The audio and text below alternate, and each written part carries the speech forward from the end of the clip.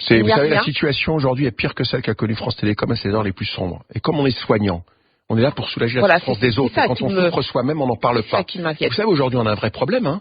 C'est qu'on a un certain nombre de collègues, infirmiers, médecins et soignants, pour tenir, ils shootent. Voilà. Eh oui, et c'est ça le problème. Attendez, les conditions de travail. Et qu'est-ce que nous proposent nos directions? Le lean management, le fonctionnement à flux tendu, passer en équipe de 12 heures. Parce que comme ça, c'est plus facile à gérer. En équipe de 12 heures, quand vous êtes 12 heures debout aux urgences, est-ce que vous êtes en capacité, les dernières heures, d'être suffisamment vigilant pour surveiller le patient? C'est catastrophique. On est face à des tueurs qui ne pensent qu'au pognon. C'est ça le problème, c'est ça qui nous met en colère. Bon, c'est peut-être de l'idéologie, mais moi, j'en ai marre de passer mon temps à l'hôpital, avec mon directeur, à discuter d'argent, c'est-à-dire du déficit de l'an dernier, qu'on n'a pas éclusé, du déficit qu'on a cette année, du déficit qu'on va avoir l'an prochain. La sécurité des malades et la bien-traitance du personnel, il n'en a rien à foutre. Alors, si, mais je vais pas... les directeurs, ils font ce qu'il faut, ils sont entre le marteau et l'enclume. C'est pas eux qui sont directement responsables, mais ils sont sous des contraintes qui font qu'aujourd'hui, leur problématique, c'est d'équilibrer le budget. Vous voyez, la problématique là du directeur de l'hôpital d'Aulnay, c'est pas de s'occuper que les patients soient bien traités, c'est de trouver le pognon pour aller acheter les médicaments. Là, il va falloir qu'il aille mendier auprès du directeur général de l'ARS pour lui dire, là, je peux plus payer le fournisseur, et le labo, il veut pas me livrer les médicaments. Je fais comment pour faire fonctionner mon hôpital, qui est un des plus gros hôpitaux de la région parisienne et qui est l'hôpital de référence pour l'aéroport de Roissy-Charles de Gaulle.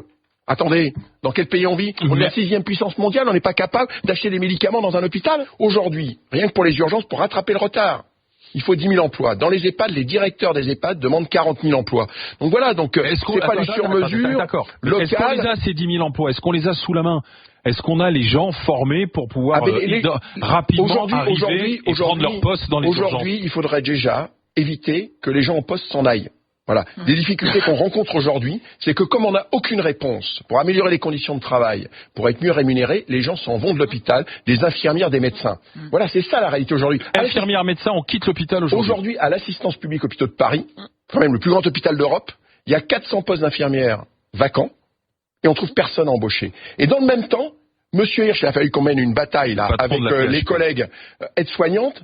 Des aides-soignantes, ça c'est la vraie promotion professionnelle. Des aides-soignantes ont réussi le concours pour aller à l'école d'infirmière.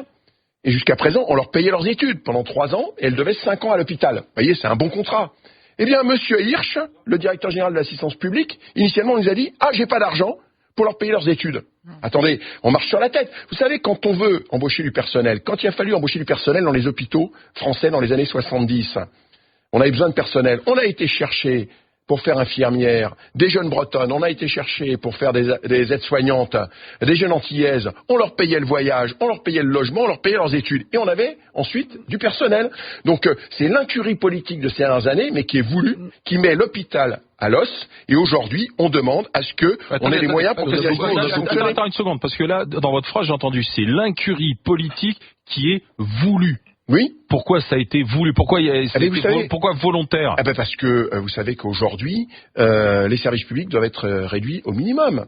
On va effectivement privilégier le secteur privé qui existe déjà et vers lesquels se dirigent les patients qui effectivement peuvent se payer les dépassements d'honoraires, la chambre seule, etc. Et l'hôpital public sera réduit à sa plus simple expression. Vous savez, moi je travaille en Seine-Saint-Denis, on est déjà dans cette situation. On est 20 ans en avance sur la dégradation du système de santé.